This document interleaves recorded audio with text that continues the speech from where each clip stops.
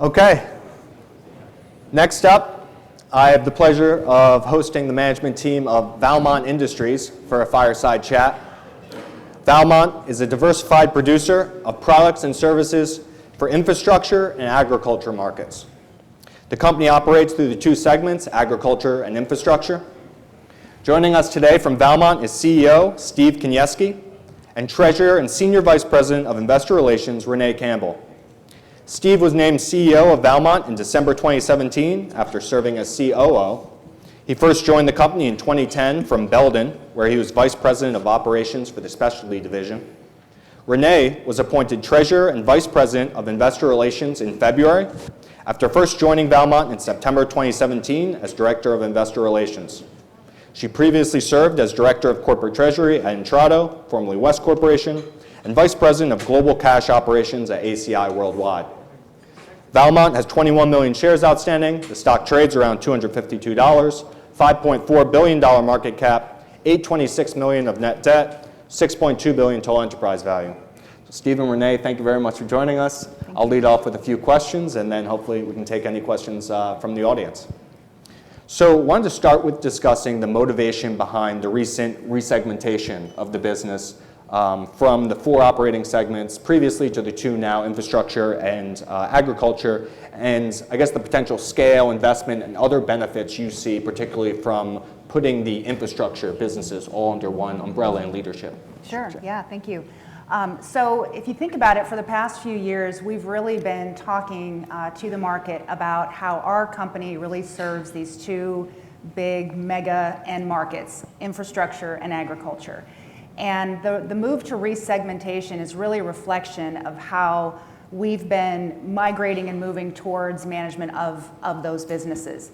So going back to when Steve first became CEO, he really set in place and set in motion his vision of having the commercial teams really focusing on the commercial side of the business while having a centrally led management of our operations and our footprint. And so he's been putting in place those leadership, that leadership team and those leaders over the past few years. And we're finally at a point where we were able to kind of move into that direction of having the infrastructure businesses under one leader, under Aaron Schapper, who is our Group President of Infrastructure. And then agriculture is really a little bit more of a subtle shift of our irrigation business as we look to expand beyond just irrigated acres with our technology solutions. But back to kind of your infrastructure question, really what we can do now is as we look to grow, this puts us in a better position to scale. And if you think about capital allocation or innovation and technology and the ability to grow markets more efficiently, and versus having a utilities support structures management team and an ESS management team, having that all under one leadership umbrella really allows for a much more efficient way of allocating capital and looking across all of those businesses. And I would add that across those infrastructure businesses, we've seen in recent years the key market drivers and even the funding behind some of those key market drivers really converge. So a great example of that is the U.S. infrastructure bill, where it includes funding for everything from utility, grid hardening, to telecommunications, rural broadband, as well as roads, highways, and bridges. And then of course, galvanizing everything that is made of steel that goes into those markets. So it's really about efficiency and scale and helping us accelerate our ability to grow, as well as just more simply articulate our strategy to the market. Mm-hmm. And on the agriculture side, that business has been very strong for Valmont, call it the last year and a half. Have you seen any shift at all in kind of farmer sentiment, given the rise in fertilizer, other input costs, or kind of what's your current view of agriculture markets? Yeah, I'd say that Randy and team kind of answered the general sentiment that there's still more than inflation in earnings for the farmer. And so generally it's a positive sentiment.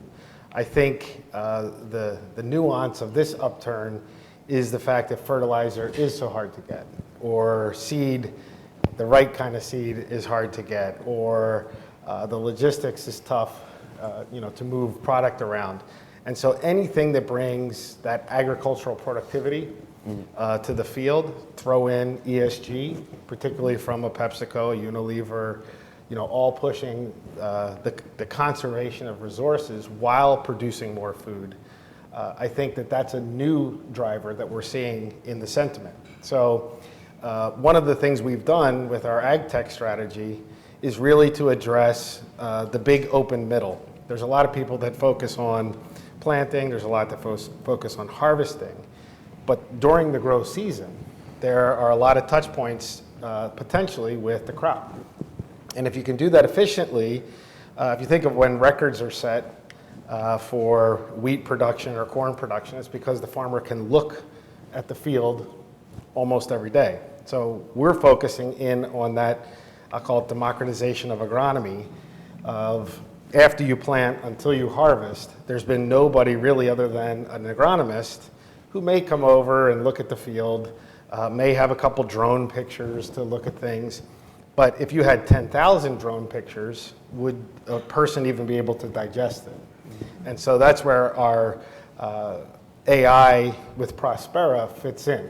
We're now able to look at the crop as many times as you can get a photo of the field from any source of photo, whether it's satellite, drone, from the pivot, your own personal camera, and then use that to make insights into the crop so that instead of blanketing a field with fertilizer, like is typical today, you can actually go and say, well, I just need to put it on these 2 spots on the field. Or I have bugs. I don't need pesticide on the whole field. I only need it near the tree line, as an example. And I think that's where growers now, before there were some techie growers that were pushing the edge. I think you're seeing them really adopt technology from a productivity perspective. It affects their bottom line. And they're getting requirements from the big food growers. If you think of scope 3 and emissions and everything to push down, we're able now to give them the data of what they applied, how they applied it, how they can use it less frequently, and ultimately it saves them input, it saves them money. And since the Nile has flooded, people have always promised more yield, but they've done very little on that input side, and we can help with both sides of that. And I think that's very top of mind for farmers when they can't get fertilizer. It's very top of mind when they can't get pesticide because of all the supply chain interruptions and security issues that are going on around the world. Yeah, and my next question is actually on the international agriculture side, and any shifts regionally you're seeing for international project opportunities for Valmont, or also shifts in kind of timing and urgency that you've observed? Yeah, I think the growth markets, Africa and the Middle East, have already been working on big projects coming off of COVID, and mostly food security based. Brazil is the market of tomorrow. It will surpass the US market in agriculture, whether it's the next 5 years, 10 years. 10% of all the food in the world is produced in Brazil. And in the Wall Street Journal, there was an article today around wheat. And Brazil is really working on temperate wheat or tropical wheat. And one of our growers was featured in that article where he was able to get 81 metric tons per hectare off of using a pivot on wheat. And so I think these disruptions are really starting to move projects forward in both the developed markets, like Australia, Brazil, Western Europe, but you will continue to see things like in Central Asia. We're in the Kazakhstan market. That's a great, it's here 100 years ago. So there's a tremendous potential to grow more and to do it using technology so that they're not doing the same inefficiencies and all the learning that we had to go through in the developed markets. But you're seeing a lot of activity around food. If you think of the last Arab Spring, it came from 2 things: rising fuel costs and rising food costs. In Sudan, the former president was overthrown for a 1-cent increase in bread. So the geopolitics around agriculture are very acute, and I think governments know that they have to feed their people, and try to do it economically. Otherwise, you could have a lot of volatility. And we touched on this a bit already, but could you discuss the key customer challenges addressed by Valmont's ag tech offering and the capabilities provided by the Prospera Technologies acquisition last year? Yeah, so we had a water solutions product where we advise people on how to water already, but we kept saying we have a beachhead on the farm. Our pivot's out there 365 days out of the year. We have dealers that are in contact with the growers. We've been in business for 75 years. We're trusted. And technology adoption, if there's a company, even with a great product or a great service, but I don't know if they're going to exist, as a grower, I'm going to be very reluctant to take a big bet. And so we said, we have that reputation, we have that balance sheet, we'll stand behind the product, we have a dealer network that can help them on the field. But irrigated acres are only a small part of all the acres that are grown. So if we can bring a solution to look at that from plant to harvest, and we can build a database, an algorithm that has, at this point now, a 3-year head start over anybody in the marketplace. And anybody who knows algorithms, the more data you have, the better the algorithm. So if we can be the Kleenex or the Google, to use some terms around AI, we can believe that we have data sets that no one will be able to replicate.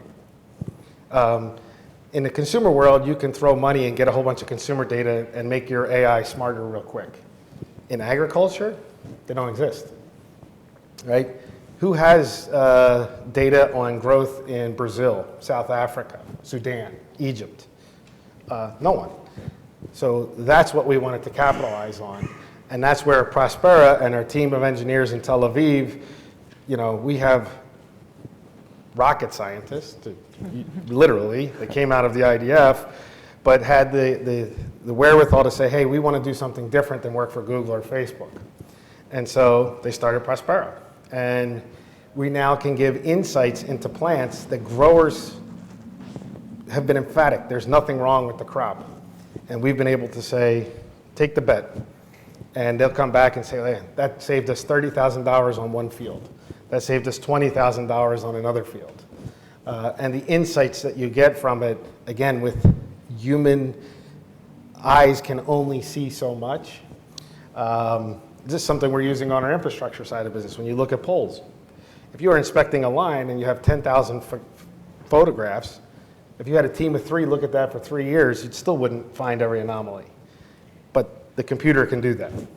And now we can point out those variations and then in a position with the pivot to actually do something about it, right? As opposed to just saying, you got a problem over here. We can actually say, here's the problem, here's the solution. Oh, by the way, do you want us to execute it? And if you have one of our solar pivots, there's no additional diesel fuel. You don't have to drive the tractor out. You just move the pivot over and hit it.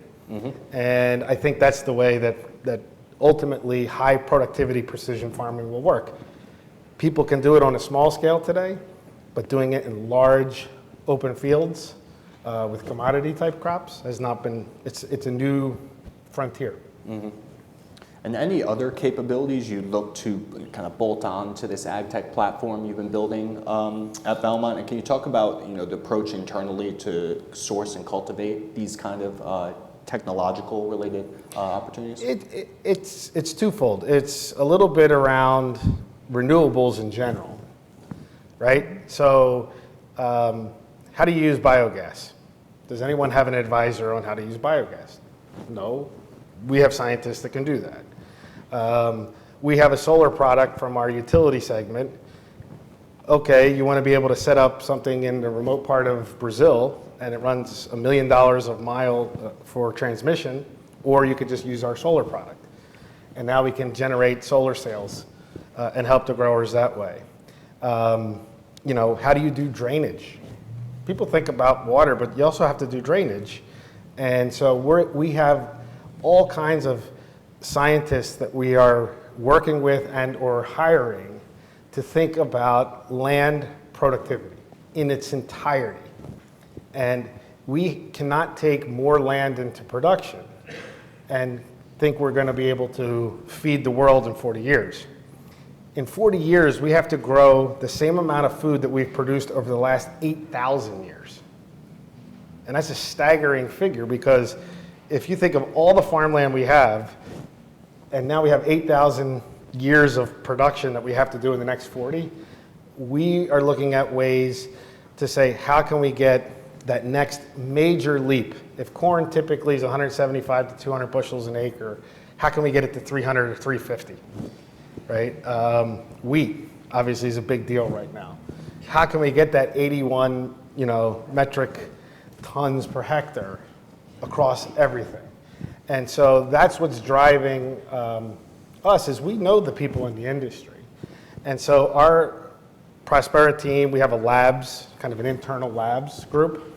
If you think of the old Skunk Works, that it is thinking about those things, and we're funding it so that we can say, okay, how can we bring that through our dealer networks? The dealers like it because typically it's relatively the same kind of work. I trench, I run wire, I maybe run water, and then I have to service it thereafter. So it gives them a continual year-round kind of revenue stream. And so those are the things that we really want to try and work on, and it's leveraging the two sides of our business, infrastructure and agriculture. Can you do IoT on the farm? Not if you don't have internet connectivity. So rural broadband is a big piece of what we're working on right now. So if we can bring and do a mesh network on farms in remote areas, now we can do IoT. So the two really come together quite nicely. And that was part of the resegmentation too, is to allow a more seamless look of the technology across the two. And for the first time, I'd say really, if you take solar, that'll be well over $100 million business in less than 2 years. And it's because of what we did on the utility infrastructure side that we could easily translate across, and our purchasing power. There's a lot of people, electricians, that can create a solar field for you, but they can't buy the modules at the cost that we can. So that's our distinctive advantage for growers, for cities, et cetera. Mm-hmm. And on the infrastructure businesses, the utility, telecom, and transportation infrastructure businesses you have all been very strong. Can you discuss kind of some of the drivers up to this point? And this is even ahead of the kind of federal stimulus allocations really making their way into the market. So the drivers thus far, and then what portions of the portfolio would you expect to kind of receive the most benefit? It's called 2023, 2024, as those dollars make their way into the marketplace.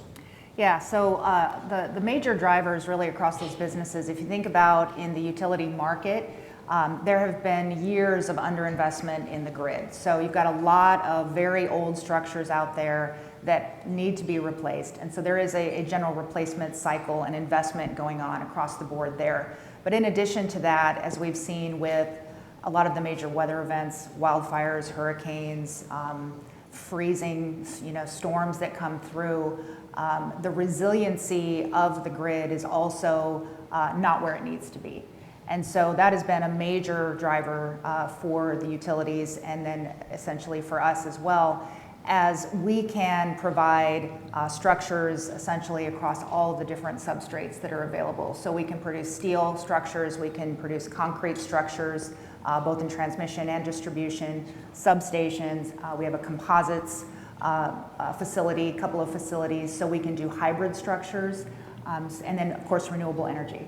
So we are in a really unique position to benefit from those long-term, ongoing secular drivers that will be around for many years. On the telecom side, COVID really did highlight, with all of the work from home and school from home, the need for much better infrastructure and connectivity, especially in rural areas. It's something that we call, closing the digital divide.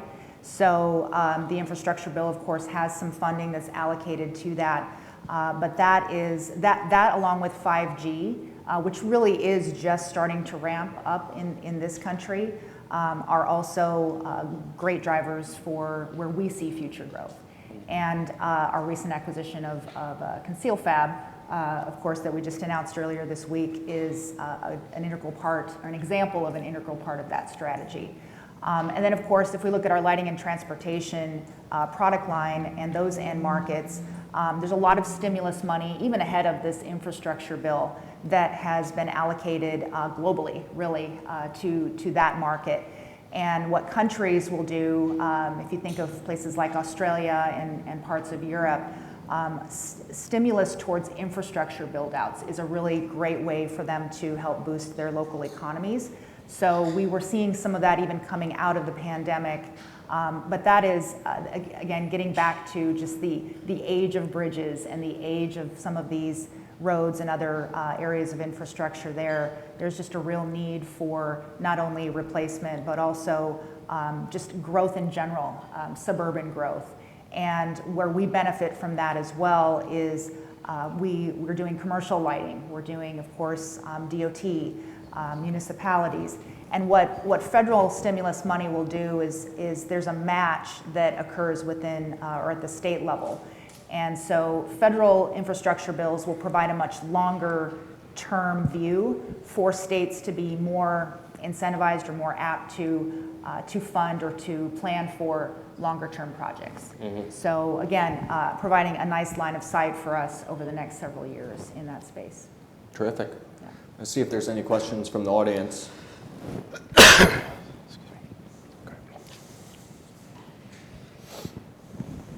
Thanks very much.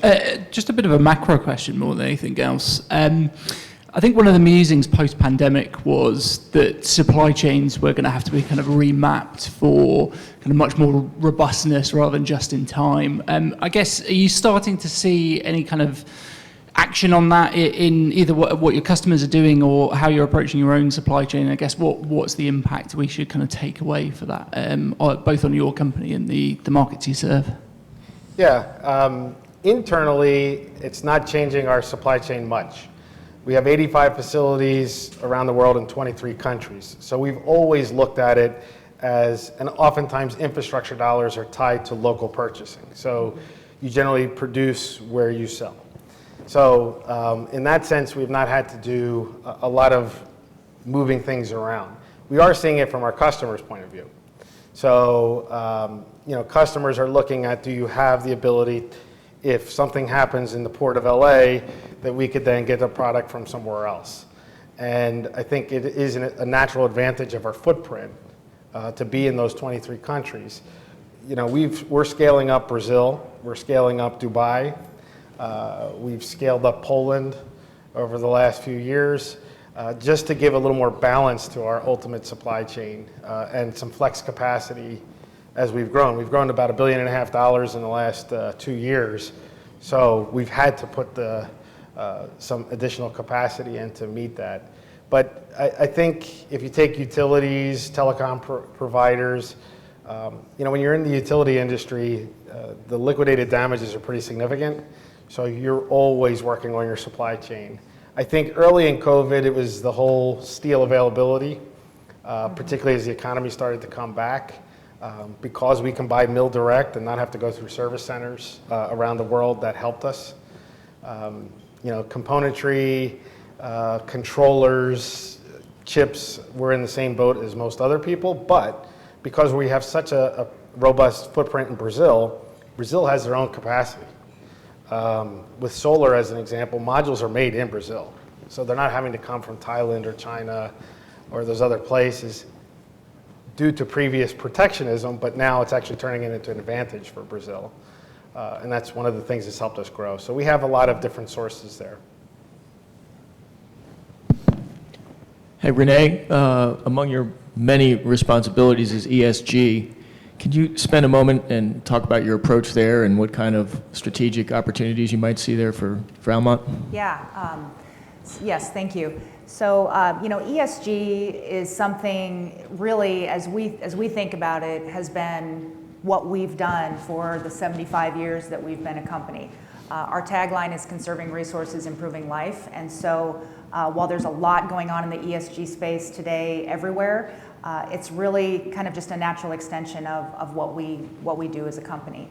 But what we have done is, in addition to a lot of the, I'll call them kind of compliance-related areas where we have been tracking and gathering data on Scope 1, Scope 2 emissions, setting goals around carbon, setting goals around electricity usage. We've made some really great progress that we highlight on our sustainability website as well as in our sustainability report.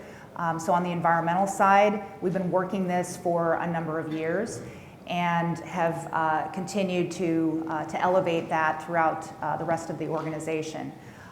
We've really put an increased elevated focus on DE&I metrics, and we've set some goals around diversity across the company over the next few years.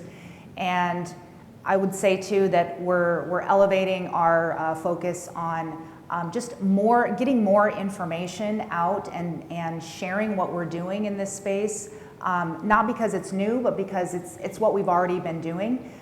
We just haven't had a platform, I'll say, to be able to share that. So we have, Steve made ESG a top strategic priority of the company a couple of years ago, formed a task force led by him, and we've been able to rally the whole organization to understand what that means to us and what that means to really help make the world a better place. Now, all of that being said, if you think about our products and our services and our solutions, everything that we do across our businesses touches that space. And so we have aligned ourselves with 4 of the United Nations SDGs as it pertains to all of our businesses, and have really, again, put an increased focus on helping our stakeholders, which includes employees, shareholders, others, suppliers, customers, understand how we can help grow and help benefit what everyone else is really focusing on, which is to, again, pay attention to climate changes, make the world a better place. So it really is a part of our strategy because it really is about what we do as a company.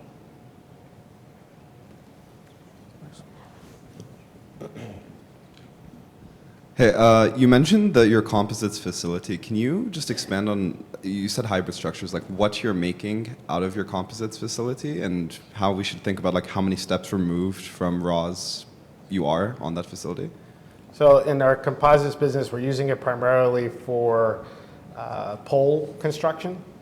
So if you think of pultrusion type of manufacturing as well as molding, we do both. So if there's a cross arm on a utility structure that you don't want to have certain electrical properties, that's one place that we do it, particularly on distribution poles. We have poles that are 100% lightweight composites that are used in the utility industry. So if you think of getting a pole up into a high mountain area that can also resist fire, as opposed to a heavier steel or concrete structure, that's something that we do. And then we do hybrid structures with concrete and composites together. And so those are the kinds of products that we work with. In the lighting side, there are more limited uses for it, but particularly if there are interactions with substations and certain electrical properties that you're trying to avoid. So it's typically from carbon black up to other types of substrates within that composites. Last one for me, wanted to ask about solar and kind of the unique offering Valmont has there and maybe the market opportunity for Valmont in the solar power space and the approach you've taken across both utility scale as well as distributed generation, both in the US and internationally. Sure. We purchased Convert Italia in 2018, and that is a solar tracker business. Really, it's just creating that movement in the solar panel to track the sun on a single axis. And they were primarily located, obviously, in Italy, in North Africa, and Brazil. And we said we're going to bring it into the US. US is a big market. And we want to go through all the qualifications that the US has that's pretty unique. In the meantime, we were building a team around that globally. And we saw what was going on with some of the larger tracker competitors, really being singularly focused on utility scale. Well, we've been in utilities for 45 years, and we know how this works and how you have to price, and we just saw some behavior that was really not to our advantage. So we took a real strategic direction and said, we're going to go after distributed generation, in addition to where utility, they value what we do. And so we had a mixed field of solar in terms of going after distributed generation. Think of 3 megawatts, 2 megawatts, 4 megawatts, as opposed to 400 megawatts or bigger in type utility scale, because we can do a lot more of those projects and we can make more money, typically 10 points more than utility scale. It takes a little more engineering, a little more EPC-ish kind of operations. Our software we can give to them to track, and they can track all their generation. And then, we've come up with a real good blend so that we're profitably making solar in the utility business. Well, then we said, hey, since we have this here, we're hearing from a lot of customers in our agriculture business, and Brazil specifically, because all they have really is hydropower, and they were short on a lot of other grid power. So we said, well, this would be a perfect solution. So we worked with other big, large food manufacturers, not pivot users. Think of beef manufacturers, chicken, who wanted to put solar on their facilities. And again, they can go to a local contractor, but they don't have, let's say, a supply agreement with Canadian Solar or any of the large manufacturers. So we can have our dealers do exactly what they always do, install the solar.